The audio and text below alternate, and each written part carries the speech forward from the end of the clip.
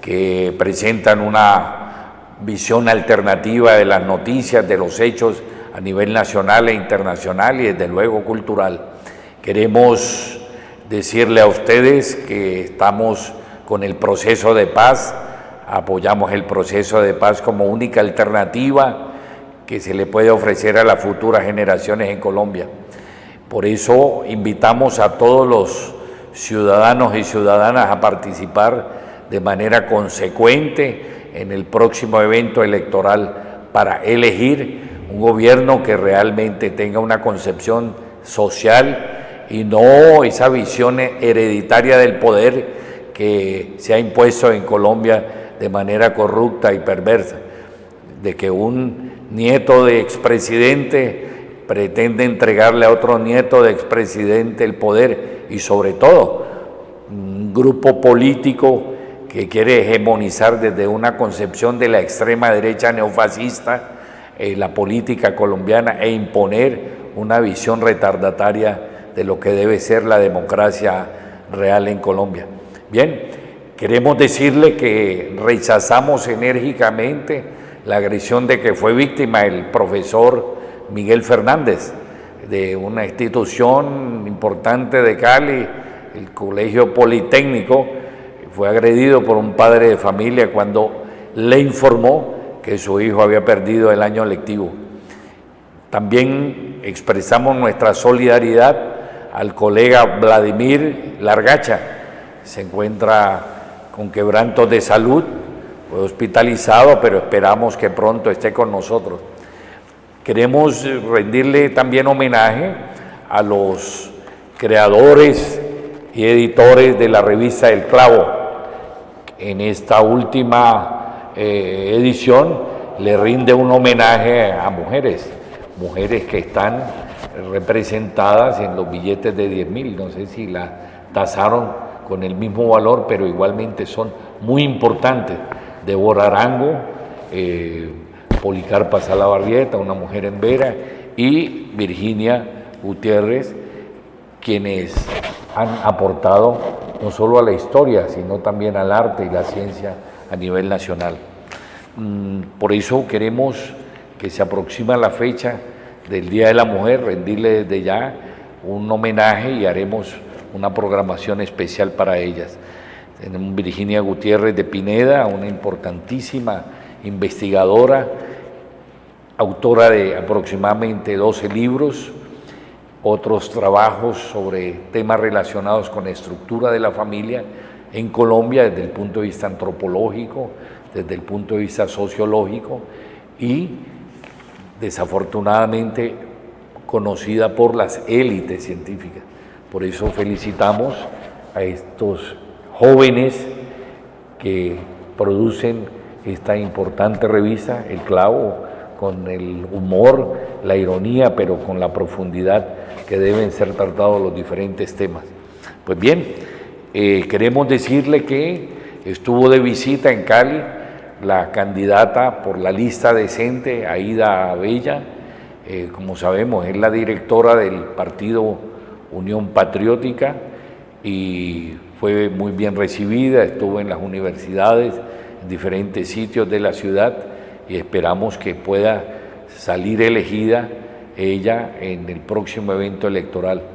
Se anuncia para el próximo 28 del mes en curso la visita del candidato presidencial Gustavo Petro, quien encabeza las encuestas electorales a la presidencia.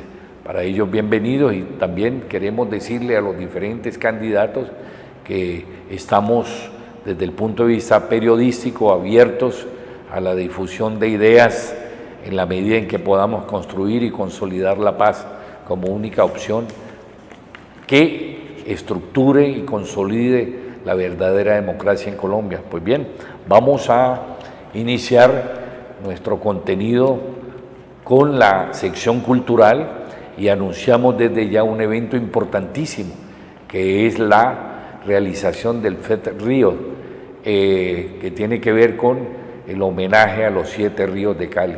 Recordemos que Cali es una ciudad privilegiada, tiene una connotación de ciudad fluvial y marítima, y yo creo que es la única ciudad que puede tener el privilegio, o tuvo el privilegio, de estar recorrida por 7 ríos. Vamos a verlo, este hermoso evento que próximamente se realizará en la ciudad de Cali.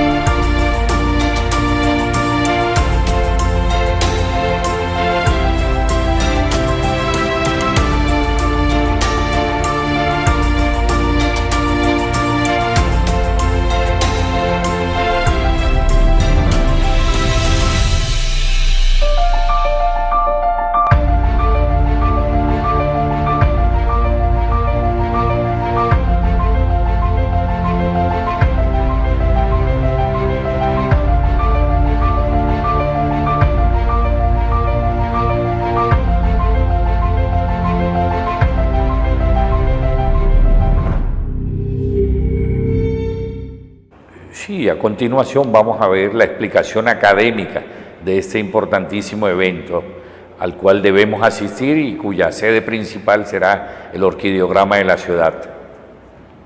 Nosotros encontrarnos en espacios con la sociedad civil organizada y los empresarios en torno al ambiente, porque en eso consiste la verdadera gobernanza. Yo quería compartir con ustedes, hoy no quiero tener una intervención académica porque no es el espacio, pero quiero compartir con ustedes una reflexión que seguramente ustedes ya se la han hecho, pero que quisiera que la tuviéramos en colectivo. Todas y todos, ¿hay alguien aquí que no tenga redes sociales en su teléfono celular? Una persona. Creo que eres menos enfermo que todos los demás, todos nosotros. Creo que les ha llegado un video en las últimas semanas sobre Ciudad del Cabo. ¿Quién ha visto el video sobre Ciudad del Cabo? Una cosa realmente impactante. Es una cosa realmente impactante. Es la segunda ciudad más importante de Sudáfrica. Es una ciudad que tiene alrededor de 1 millón de habitantes más que Cali. Es una ciudad que en invierno tiene una temperatura promedio de 10 grados y en verano de 25. Quiere decir que no es muy diferente de Cali. No es exageradamente diferente de Cali. Es una ciudad que hace unas décadas le apostó al turismo. Se le olvidó un pequeño detalle. Bastante pequeño. Se olvidó de cuidar las cuencas. Y miren lo que están padeciendo hoy. Si ustedes vieron los videos, en la mayoría de las reproducciones que se han hecho en medios de comunicación y en redes sociales, es una caleña, una científica que vive allá y que cuenta lo que están padeciendo en la cotidianidad. Porque cuando uno habla de el consumo promedio de litros de agua por persona a día, digamos a uno esas cifras, si a uno le dicen que son 50, que son 100, que son 80, quizás uno no tiene muy clara la medida. cuando le dicen que el baño no se puede tardar más de 1 minuto, cuando le dicen que la loza la tienen que lavar con vinagre, cuando le dicen que no se puede lavar el cabello. Ay, sí uno se impacta. El impacto es muy fuerte, pero el impacto es peor cuando le dicen a uno que el 12 de abril la ciudad se va a quedar sin agua. Y ahora les dijeron que ya no es el 12 de abril, sino, entiendo que el 8 de julio. Entonces ustedes podrán imaginarse lo que puede estar viviendo una familia en Ciudad del Cabo, hoy, en pleno siglo XXI, en una ciudad que equivale a lo que son o Medellín o Cali. Bueno, mientras Trump pretende construir un muro para separar 2 países, del cual han despojado de sus riquezas naturales, discriminado a su gente, avasallado a los migrantes en Estados Unidos provenientes de México, o Israel de manera miserable, criminal, ya lo construyó, un muro para separar palestinos de Israel en los terrenos usurpados. En África se construye un hermoso, maravilloso muro de árboles inmenso. Vamos a ver esta maravilla que se construye para regular el efecto de la naturaleza y los desequilibrios causados por el problema climático. Observemos y difundamos esta maravillosa obra.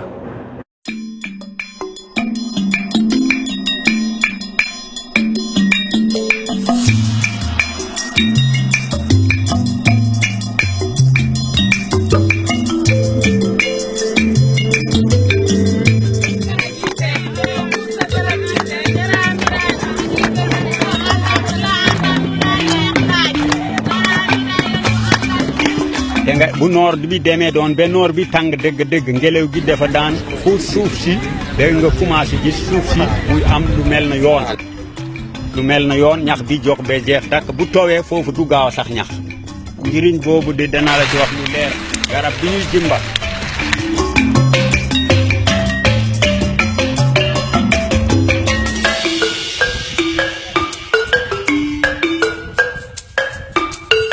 bi avant muy ñëw amuñu woon liggéey mais bi mu ñëwee am gis nañ ci koom-koom. Miraay amal nañu njëriñ ndaxte ñu ngi fi kànja di fi xaal di saaf loolu daan jëndee ñaar fukki léegi yaa ngi koy jëndee fukki dërëm.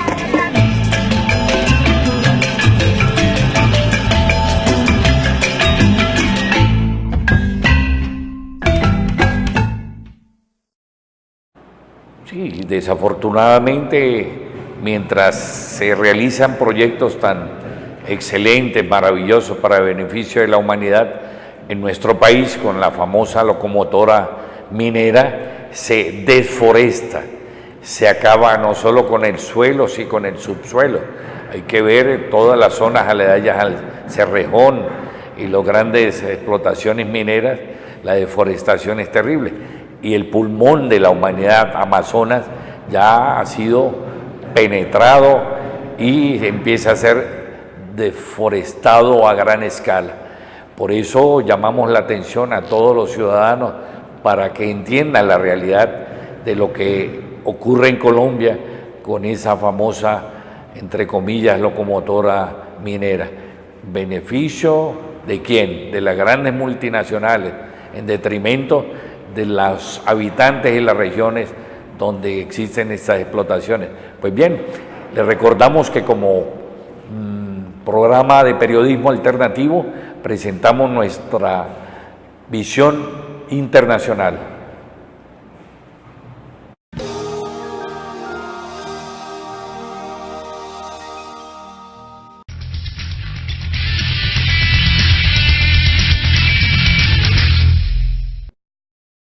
En las calles de Brasilia es posible ver la publicidad del gobierno de Michel Temer a favor de la reforma jubilatoria. Mientras, dentro de la Cámara de Diputados, organizaciones sociales y sindicales, así como partidos políticos de oposición, denuncian los enormes gastos del Ejecutivo para promover una medida que afecta a los trabajadores. Claro, el gobierno está atento. El gobierno está intentando, como decimos aquí en Brasil, tirar arena en nuestros ojos para engañar al pueblo brasileño. Hace terrorismo en la televisión, hace terrorismo diciendo que la seguridad social va a quebrar y hace mucha propaganda engañosa con dinero público. Usa el dinero público para hacer propaganda engañosa y entregar la seguridad social a la iniciativa privada, a los banqueros. Privada para los banqueros. El gobierno insiste en implementar la reforma de pensiones. A pesar de no tener apoyo ni dentro ni fuera del Parlamento para aprobarla, el Ejecutivo asegura que el sistema de seguridad social tiene déficit presupuestario. Sin embargo, estudiosos afirman lo contrario. No hay por qué hablar de déficit, pues el gobierno todos los años da una mordida del 30% de la desvinculación de los ingresos de la Unión y esos son los cofres de la seguridad. El gobierno deja de cobrar incluso a grandes deudores. Los mayores deudores son grandes bancos, grandes empresas que deben millones y billones de reales a la seguridad social.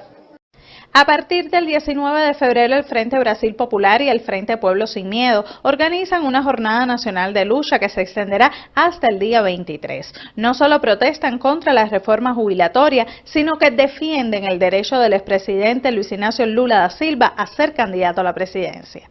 Para defender la democracia y el derecho de Lula de ser candidato a la presidencia de la República, nosotros tenemos que derrotar al golpismo. Y para derrotar al golpismo, la primera tarea es acabar con las reformas de las prisiones. Para eso estamos en estado de vigilia porque el Cuarto Tribunal Regional Federal debe juzgar el día 20 los embargos de declaración de la defensa de Lula y en ese juicio ellos pueden pedir la prisión del expresidente Lula. Por eso estamos haciendo una movilización del 20 al 23 también. Tal como anuncian los líderes de las diferentes organizaciones, aumentará la presión social contra una reforma de pensiones considerada innecesaria para la mayoría de los trabajadores, pero que forma parte del paquete neoliberal de Temer y del golpe que está en curso en Brasil. Desde Brasilia, Adriana Robreño, Prensa Latina Televisión. Sí, por eso cualquier parecido con Colombia no es coincidencia, ¿no?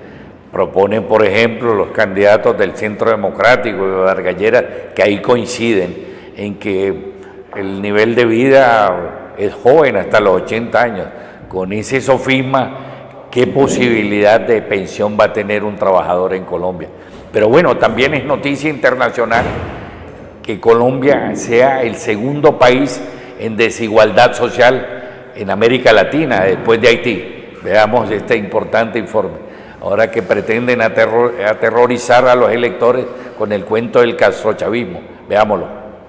Bien, volvemos con Colombia, quiero decir, porque les comentaba más temprano que el presidente sigue muy preocupado por la situación que pasa en Venezuela, pero deja de atender lo urgente en su propio país. Tenemos los números de pobreza, de desigualdad y de desempleo en Colombia que aparentemente le importan menos, pero que debería pues ocuparse un poco más. A pesar de ser Colombia uno de los principales aliados de Estados Unidos en la región, permanece como el segundo país con más nivel de desigualdad social en América Latina y donde los accesos a la ciudadanía, a la salud y educación se han hecho más difíciles. Mientras el centro del debate de la política exterior de la Casa de Nariño parece estar destinado a los asuntos internos de Venezuela, Colombia padece un grave deterioro económico, poco expuesto por las grandes corporaciones mediáticas y por los satélites diplomáticos de Washington.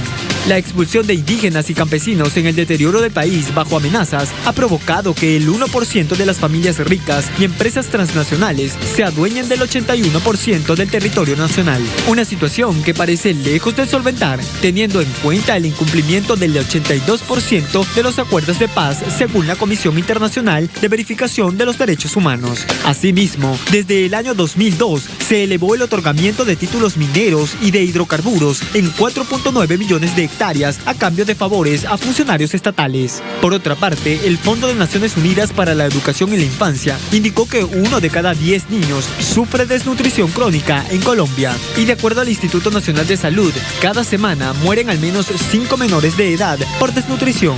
En cuanto a la situación laboral, el 64% de los trabajadores lo hacen de manera informal, un 18% bajo relaciones laborales ilegales y 89% de quienes trabajan en el campo carecen de seguridad social.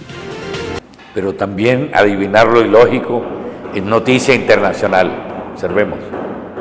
Hoy les tengo un par de adivinanzas. ¿Qué país es conocido por sus abusivas prácticas económicas en Latinoamérica desde hace décadas? Correcto, China. ¿Y qué país ha sido históricamente el principal interventor en asuntos internos de América Latina? Exactamente, Rusia. Parece una broma, pero eso es lo que va diciendo el secretario de Estado de Estados Unidos, Rex Tillerson, en su gira por el continente. Y lo que es más grave, con bastantes medios y gobiernos tomándoselo en serio. Según expresó Tillerson en su parada en México, China está llevando a cabo prácticas comerciales injustas en la región y Rusia tiene tentáculos con los que estaría buscando intervenir en las elecciones locales. Y además vende armas a regímenes que no respetan la democracia. Con ustedes, el top 3 de los momentos El burro hablando de orejas, protagonizado por Tillerson. Número 3. El país que más ha extraído los recursos naturales y financieros de América Latina acusa a otros de prácticas comerciales poco éticas en el continente. Número 2. El país que más golpes de Estado ha organizado en Latinoamérica acusa a otros de intervenir en sus democracias. Número 1. El país que más dictaduras ha apoyado al sur del Río Bravo acusa a otros de vender armas a países poco democráticos de la región. Y por si este top 3 les parece poco, súmenle que la administración que con más vehemencia niega la supuesta injerencia rusa en sus elecciones ahora acusa a Rusia de injerencia en las elecciones de otros. El caradurismo hecho arte. Entre las principales preocupaciones expresadas por el secretario de Estado en su gira, además del retraso en la construcción del muro con México y la reforma de Telecán, está, como no, Venezuela. Y con la intención de batir el récord mundial de cinismo, al mismo tiempo que acusaba a terceros países de injerencia en la región, Tillerson animaba al ejército venezolano a dar un golpe de Estado. Como lo oyen. De Honduras, por cierto, seguro que no oyeron nada porque ni la mencionó. Al fin y al cabo, la actitud y el discurso del gobierno estadounidense no sorprenden porque forman parte de la misma doctrina que con matices han llevado a cabo todos sus predecesores desde tiempos de Monroe. Pero que el funcionario sea recibido a bombo y platillo por los gobiernos y prensa de algunas de aquellas naciones a las que Trump considera países de mierda y de las que quiere separarse con un muro, no dejan de sorprender. O no tanto. Y es que para convertirse en patio trasero de Estados Unidos solo hacen falta dos cosas: un presidente en Washington que lo promueva y un grupo de pares latinoamericanos que lo permitan. Y desafortunadamente, desde hace casi ya 2 siglos, nunca falta ninguno de los dos. Bueno, y después de haber adivinado lo ilógico, pasamos a nuestra sección El humor también es realidad. Brevemente observemos estas caricaturas porque se nos vino el castrochavismo.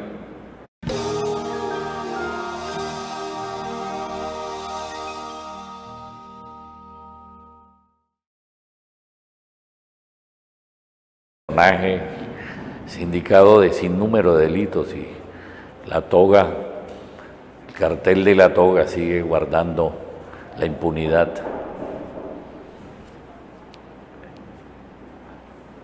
Esos que detentan el poder ahora presentan su programa.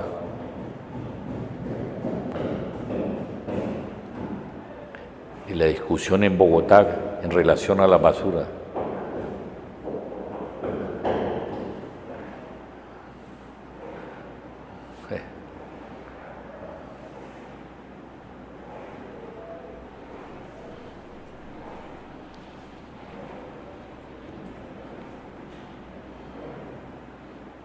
Aquí nadie se salva de utilizar a Venezuela para conseguir votos. Y eso es muy canalla porque le echamos a otro la culpa de todos nuestros problemas. Miren lo ridículo. Hoy me fue pésimo en el trabajo porque mi mamá me empacó mal el almuerzo. Hoy mi jefe me regañó porque mi mamá no me planchó bien la camisa. Hoy se me pinchó la llanta del carro porque mi mamá me lo dejó mal parqueado. No, bebé. Te fue pésimo en el trabajo porque no lo hiciste bien. Te regañaron porque eres un inútil. Y se te pinchó la llanta del carro porque...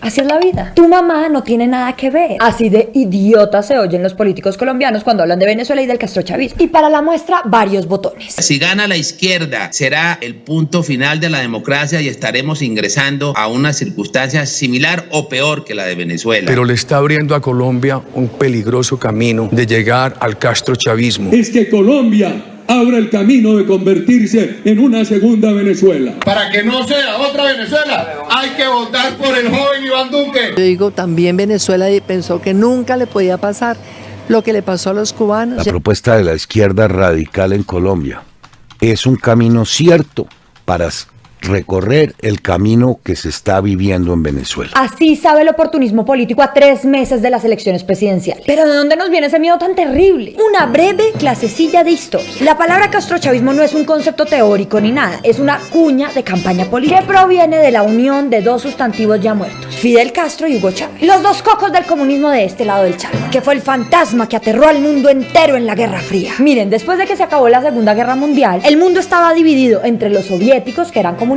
y los gringos, que eran capitalistas. Pero después de ver que Cuba, el balneario de los gringos, a pocos kilómetros de Miami, se les volteó, los gringos quisieron poner de su lado a toda América Latina. Y ahí fue cuando se inventaron la Alianza para el Progreso. La Alianza de los Arrodillados era... para aplastar a todas las guerrillas que olieran a chucha comunismo, la misma chucha comunismo. Y en esas duraron por lo menos unos 30 años. Entonces, en 1999 les llegó Hugo Rafael Chávez Frías. Y si Cuba era el coco antes, Venezuela se convirtió en el Chucky de América Latina vestido de vino tinto y oro. ¿Ven? Castro y Chávez juntos son una explosión de caquita.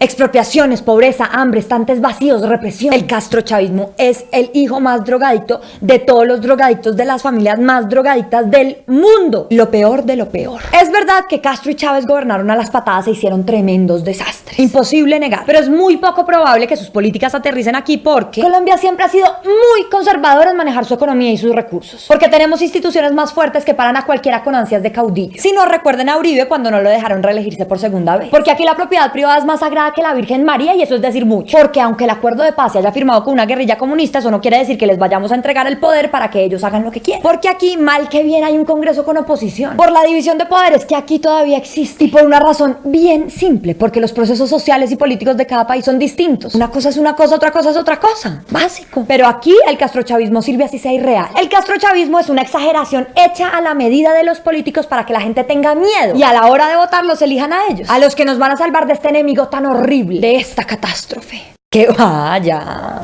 Esa es una estrategia ruin, meterle miedo a la gente para después decirle que la van a salvar. Es como hacerle publicidad al miedo. Imagínese que su doctor se inventa que usted tiene cáncer, y también su novia y sus papás y sus hermanos y sus abuelos y sus mejores amigos. Y el que es tan buena gente les dice: yo soy el único que tiene la cura, cómpremela a mí. Ese doctor le está vendiendo la cura no solo porque quiere volverse rico y poderoso, sino porque se quiere volver indispensable. Quiere que todo el mundo venga a él para buscar soluciones. Pero son soluciones de mentiras. Feo, ¿no?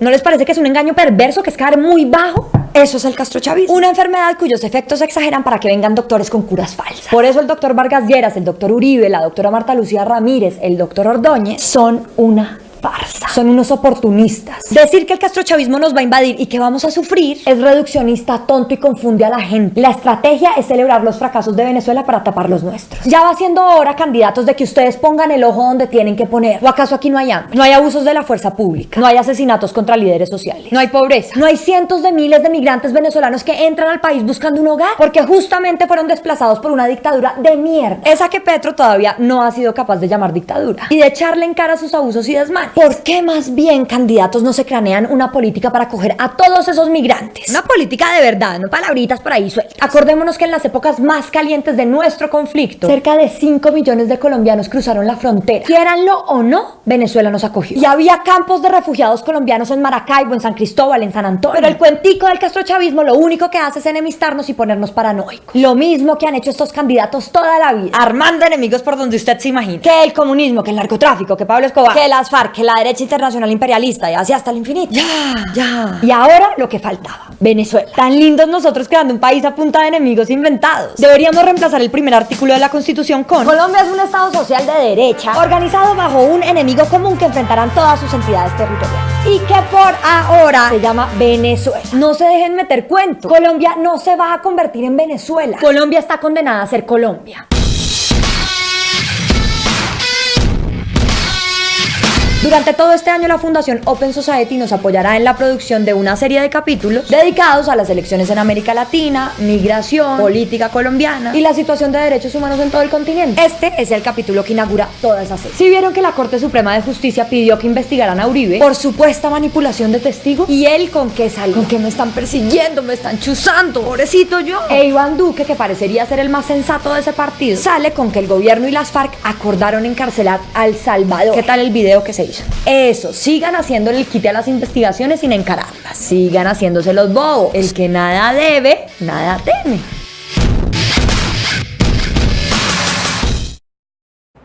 Y ahora nuestras noticias nacionales.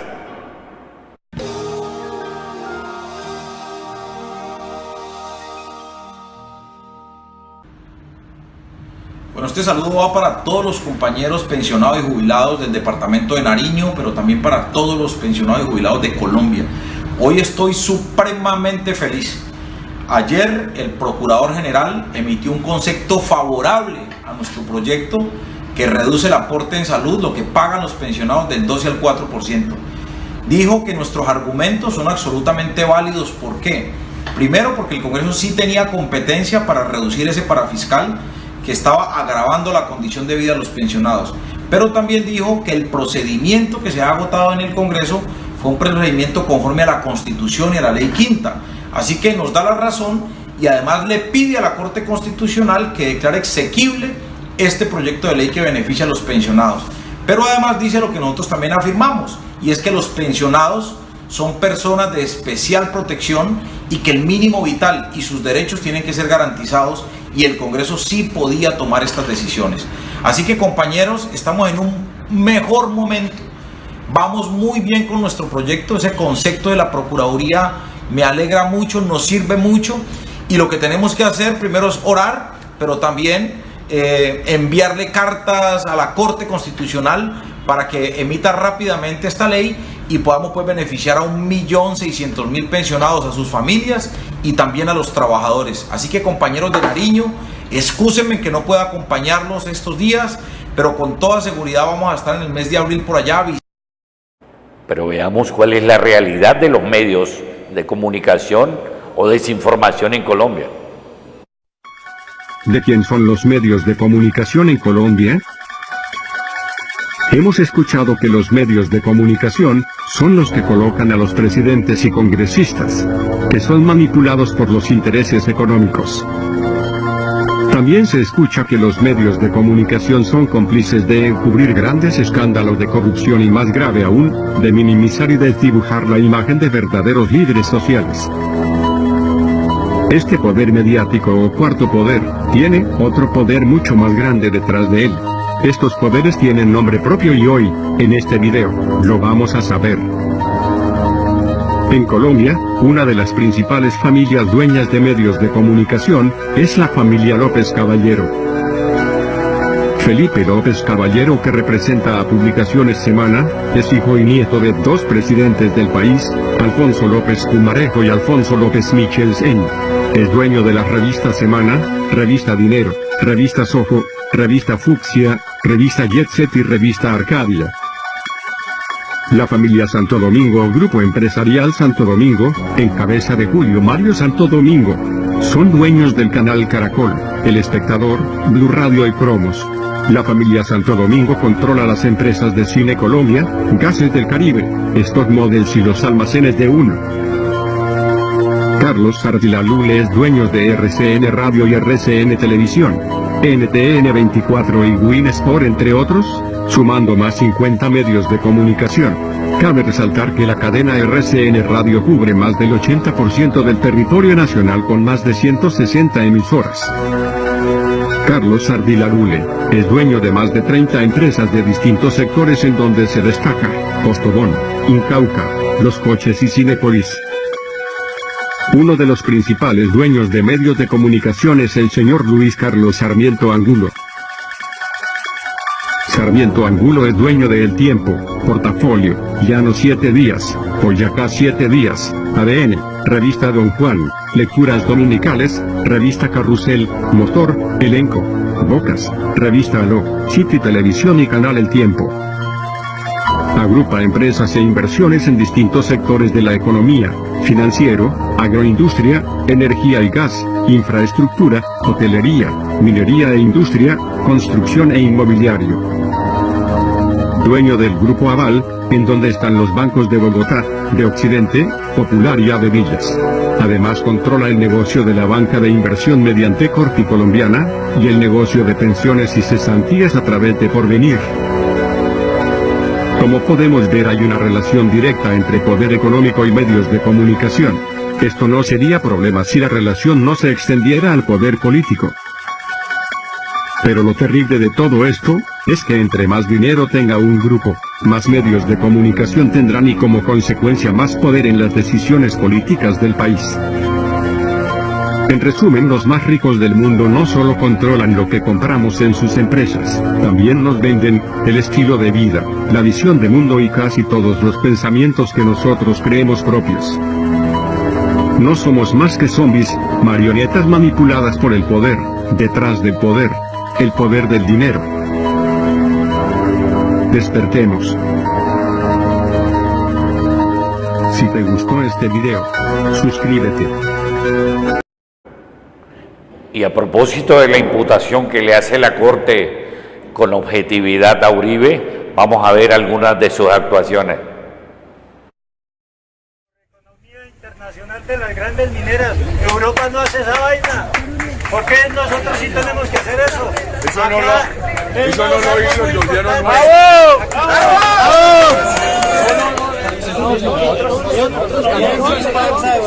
¿Quién es el dueño de la EPSA? Los lecheros en mi gobierno.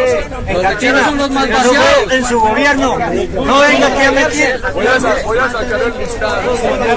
¿Cuál es el problema tuyo con las multinacionales? Presidente, mire, le digo. En el Cerrejón. Esta mañana escuché por Caracol, compañeros, que esas regiones donde está la gran minería, en lugar de mejorar su calidad de vida, se han empobrecido más. Esta mañana lo escuché por Caracol. Están peorando, hermano. No dice mucho. Ustedes mienten al país descaradamente. Sin embargo, tienen la descaradez con una partida de sinvergüenzas que hoy están en la cárcel muchos de sus ministros. Muchos de los diputados que ustedes los... Así como los herederios les vamos a bajar. Mire, comandante. ¿Quién es el dueño de la salud? Mire que su señora, ¿no? A sus mentiras ya no les creemos. A sus mentiras no les creemos. Me respeta.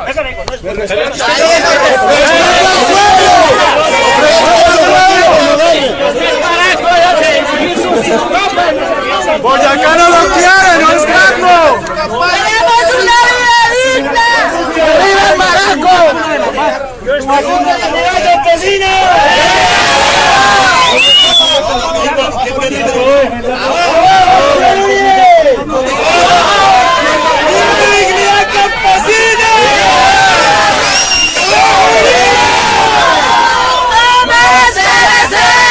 ¡No más TBC! ¡Para afuera, Boyacá! ¡Uribe para! ¡Afuera!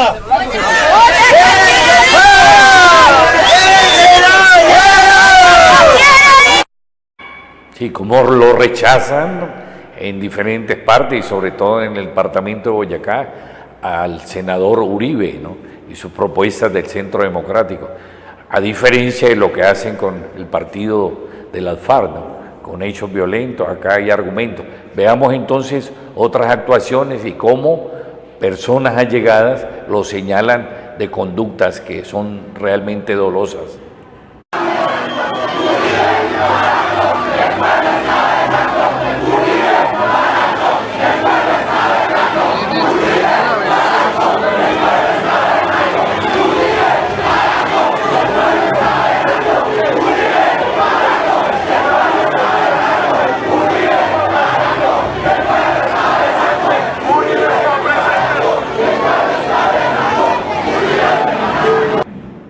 Vamos a ver entonces qué opinan personas que fueron y son cercanas a él. El doctor Álvaro Uribe trató de vincularme con Mancuso. Esos hechos ya fueron constatados por la justicia. Y lo que arrojó esa investigación es que el que era verdadero amigo de Mancuso y quien recibió todo su apoyo era el doctor Álvaro Uribe. Importantes testimonios que estarán a disposición de la Fiscalía me permiten solicitar una investigación para que se determine si es cierto o no que detrás de este complot en mi contra participaron el doctor Santiago Uribe Vélez, un coronel Ramírez y un grupo de personas ligadas al sector esmeraldero que habrían puesto los recursos para financiar.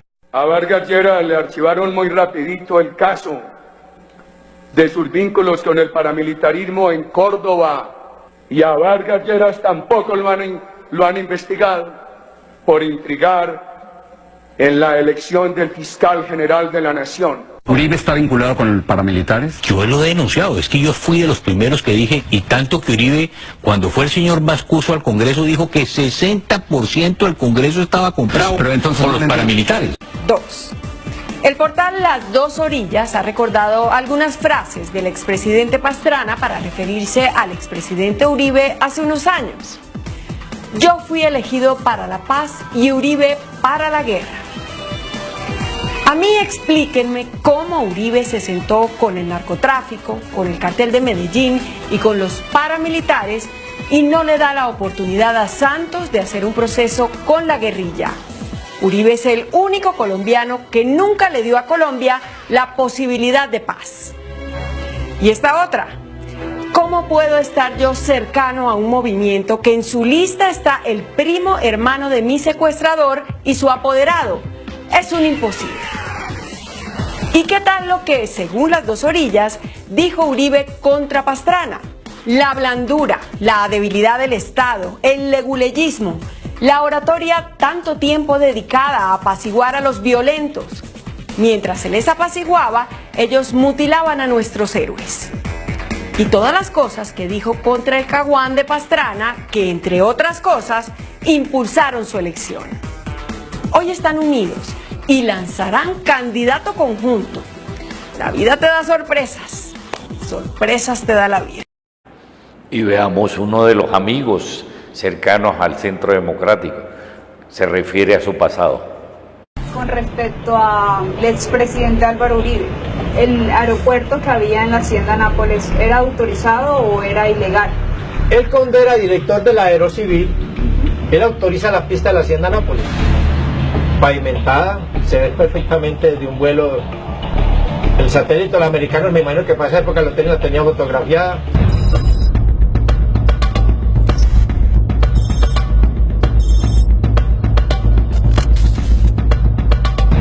Él autoriza esa pista sabiendo que es para Pablo Emilio Escobar Gaviria. ¿Qué hacía Pablo Escobar? Exportaba cocaína desde el Magdalena Medio antioqueño hacia los Estados Unidos de Norteamérica, no hablemos de Europa, ni Australia, ni de nada. Mire, yo realmente en el tema de Álvaro Uribe Vélez no me quiero extender más, por lo que estoy aquí en la ciudad. Álvaro Uribe Vélez es el dueño de esta ciudad. No quiero tan de frente. Dejémoslo para la historia, ya llega el tiempo en que haya que contarlo, se contará. Y ese es el senador, expresidente y director de ese partido de la extrema derecha neofascista. Hoy empezamos la primera parte de la entrevista con el candidato Petro. Vamos a escuchar y continuaremos en el próximo programa.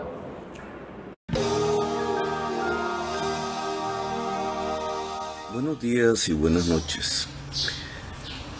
Hoy quieren ponernos una boina roja y calificarnos de castrochavistas. Veamos nuestra opinión al respecto. Es claro que, desaparecida la lucha armada en Colombia, esta dejó de ser la causa del miedo construido en la sociedad colombiana. El país estaría a punto de vivir, como no lo ha hecho en décadas, la sensación de la ausencia del miedo, dada la desaparición de las guerrillas, de las FARC y prontamente del ELN.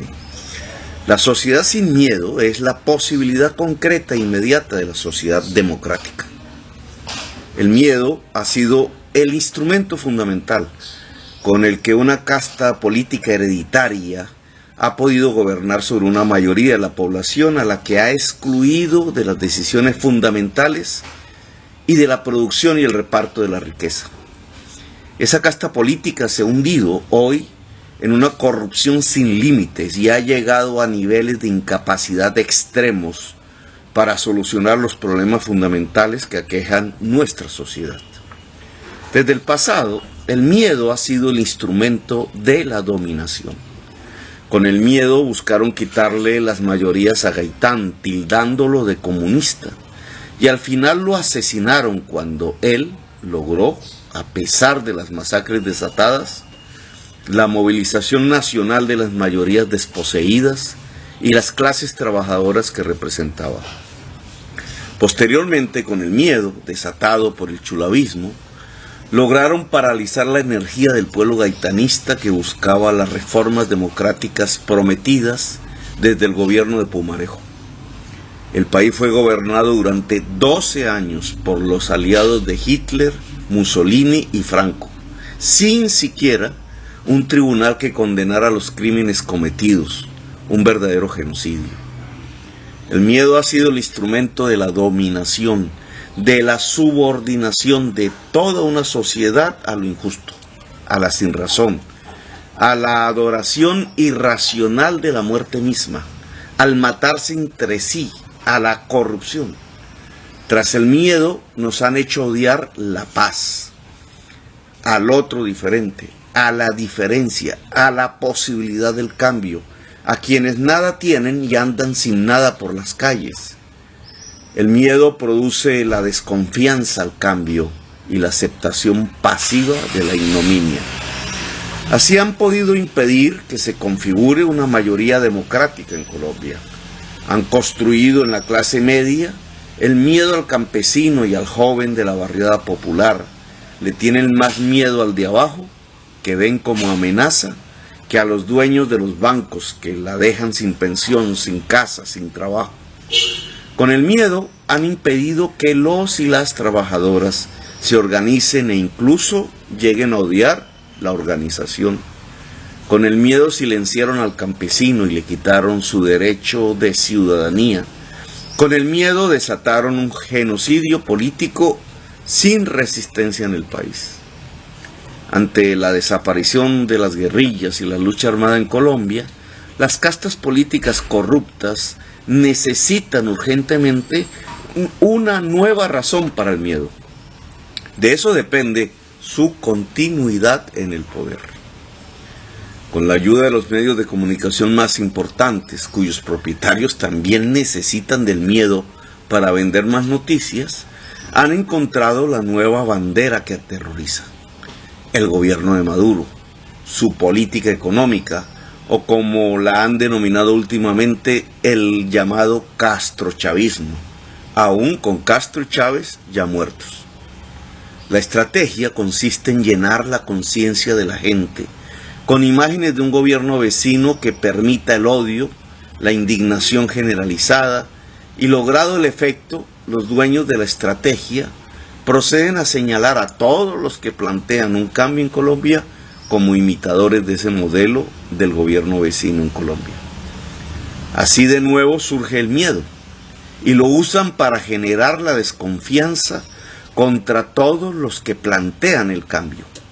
Esperan así que ese miedo lleve a la gente a votar por los mismos para que continúe lo mismo: la violencia, la desigualdad social, la economía raquítica y fósil, y sobre todo el pillaje. La incapacidad, la injusticia y la corrupción quedan ocultas con el nuevo miedo. Por tanto, hay que desnudar la mentira del miedo si queremos en realidad la transformación de Colombia. Si queremos un país que pueda dotar igualitariamente de capacidades a su gente y permitirle usarlas en libertad. Y si queremos una democracia profunda en nuestro país. Pretendemos construir en Colombia una imitación de la Venezuela actual y uniformar a la sociedad con boinas rojas. Veámoslo. El modelo venezolano se afinca en la distribución social de una renta petrolera, que es el producto del azar geológico y de su precio internacional, y no de la capacidad productiva de su sociedad. Como toda renta, si su precio es alto, puede ser captada por grupos minoritarios como las monarquías árabes y enriquecerlos sustancialmente. O puede socializarse al conjunto de la población, o a clanes o tribus extensas, como intentaron líderes carismáticos y caudillos, Nasser, Gaddafi, Hussein o Chávez. Muchas veces el intento de socialización de la renta petrolera fue el reemplazo de una casta que se la apropiaba por otra. Como lo demuestra la realidad, al bajar el precio del petróleo se cae todo el edificio. Pero el descenso del precio del petróleo no es producto del azar, tanto su ascenso como su descenso se construye y muchas veces ese camino es la violencia bárbara. Vemos hoy zonas enteras en el Medio Oriente que quedan con su estado destruido y con una desvertebración violenta de toda la sociedad impulsada por agentes externos con alta capacidad de destrucción y de terror. Las invasiones de hoy en esos países no buscan reemplazar violentamente gobiernos por oposiciones para supuestamente restablecer la democracia, sino que, como lo vemos en Siria, Irak, Libia y Palestina, destruyen a la oposición, a los gobiernos, a los estados y a las sociedades mismas. Zonas sin estado, cubiertas por el pillaje militar de nuevos fascismos con ropaje religioso y sociedades nómadas, sin destino y sin capacidad, aterrorizadas. Los nuevos, entre comillas, asesinos de masas, como los llama el filósofo Alain Badiou. En esas zonas solo prosperan los negocios del pillaje, de las multinacionales del petróleo y del crimen. Las zonas sin Estado y de los asesinos de masas ya no solo están en el Medio Oriente, han pasado a África, el Sudán, Somalia, el Congo minero, la Nigeria poderosa también como país petrolero, y del África.